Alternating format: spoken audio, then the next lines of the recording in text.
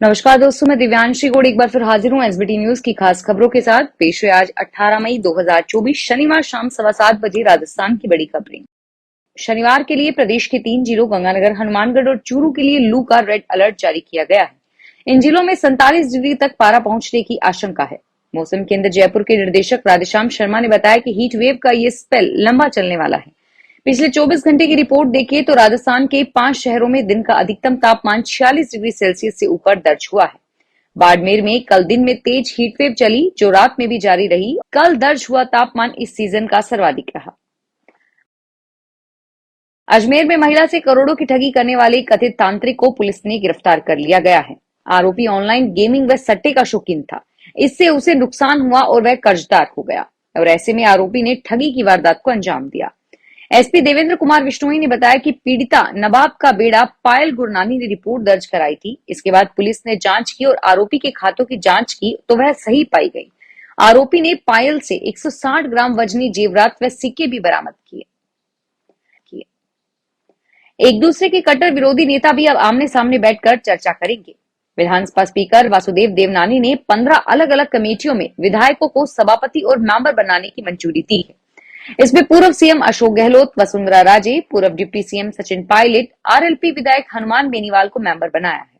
विधानसभा speaker Vasudev Devnani इस समिति के सभापति हैं और इस समिति में इन नेताओं के अलावा कांग्रेस विधायक मुरारीलाल मीणा, बीजेपी के विधायक प्रतापलाल भील और दीप्ति माहेश्वरी भी हैं। राजस्थान में खरीफ फसल में सहकारी बैंकों से ब्याज मुक्त कर्ज लेकर समय पर नहीं चुकाने वाले सैकड़ों किसान डिफॉल्टर घोषित होंगे।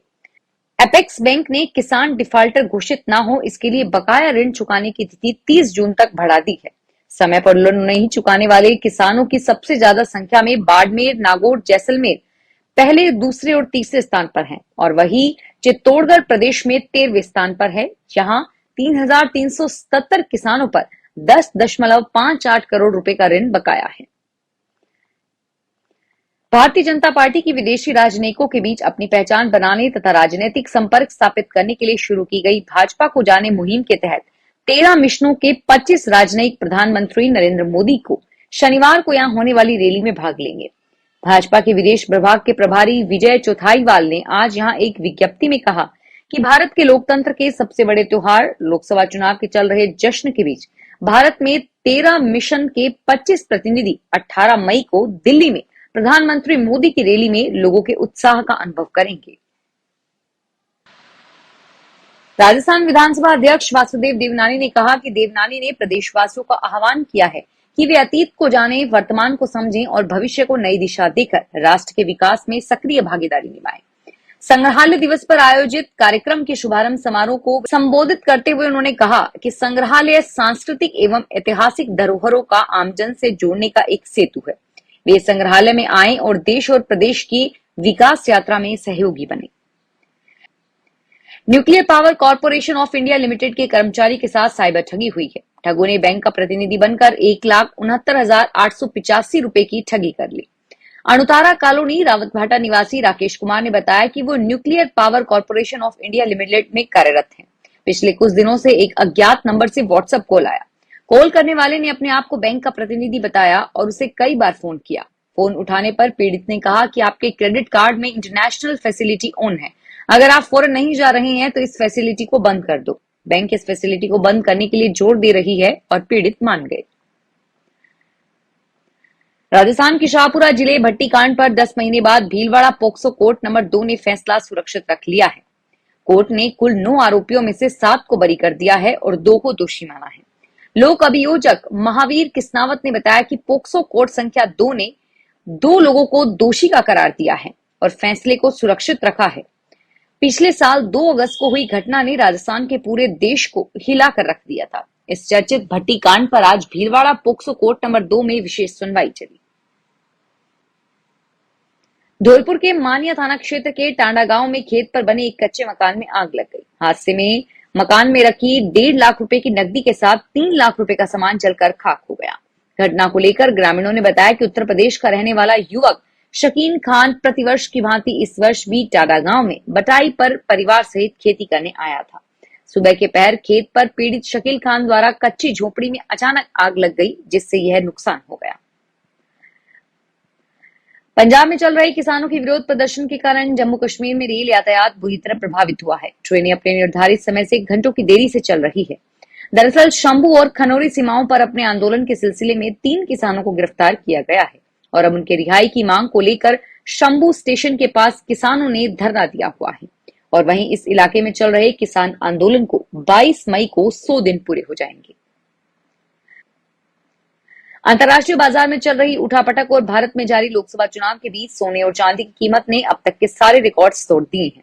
शनिवार को 24 कैरेट 10 ग्राम सोने की कीमत 76,000 रुपए पर पहुंच गई और वहीं चांदी प्रति किलो की कीमत में 3,450 रुपए के इजाफे पर रही।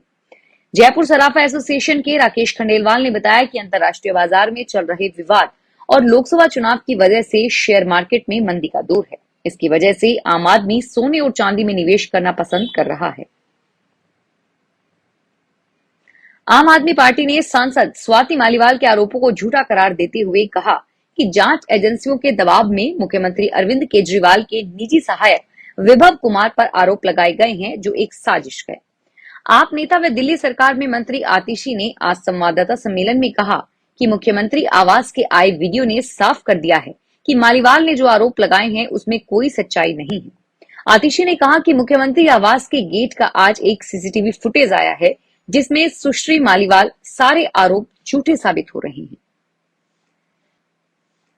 केंद्र सरकार के आयुष्मान भारत कार्यक्रम के तहत जिले के स्कूलों में हेल्थ एंड वेलनेस कार्यक्रम चलाया जाएगा। योजना के दूसरे चरण में जिले के उच्च प्राथमिक व माध्यमिक स्कूलों में बच्चों को 11 थीम पर स्वच्छता व स्वास्थ्य के लिए जागरूक किया जाएगा और इस अभियान में कक्षा 6 से 12 तक के बच्चों को प्रशिक्षण दिया जाएगा। डूंगरपुर जिला मुख्यालय पर करोड़ों रुपए की लागत से बनी बांसवाड़ा संभाग की सबसे बड़ी जेल का काम अंतिम चरण में है।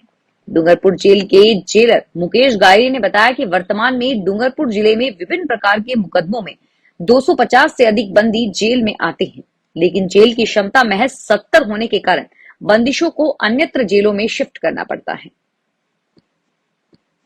राजस्थान, कर्नाटका, तमिलनाडु सहित देश के कई हिस्सों में जोधपुर की बहन बेटियां एक साथ अपने मायके आई। पूरा गांव अपनी आवभगत में जुटा और अपने गांव की गलियां, स्कूल, सहेलियों को देखकर बेटियां भी भावुक हो गई। बेटियों ने सहेलियों से मिलकर अपने बचपन की यादा को ताजा किया। ये अनूठी पहल राजपुरोहित समाज ने शुरू की है। समाज के वरिष्ठ लोगों का कहना है कि कई बेटियां ऐसी है जिनका परिवार सालों से गांव के बाहर रोजगार के सिलसिले में रहता है। कार्यक्रम की सूचना पर वे भी सम्मेलन में आई और यह सम्मेलन पहली बार किया गया है और इसे निरंतर जारी रखने का प्रयास किया जाएगा। फिलहाल इस बुलेटिन में इतना ही और फिर हाजिर होंगे तमाम बड़ी खबरों के साथ। धन्यवाद।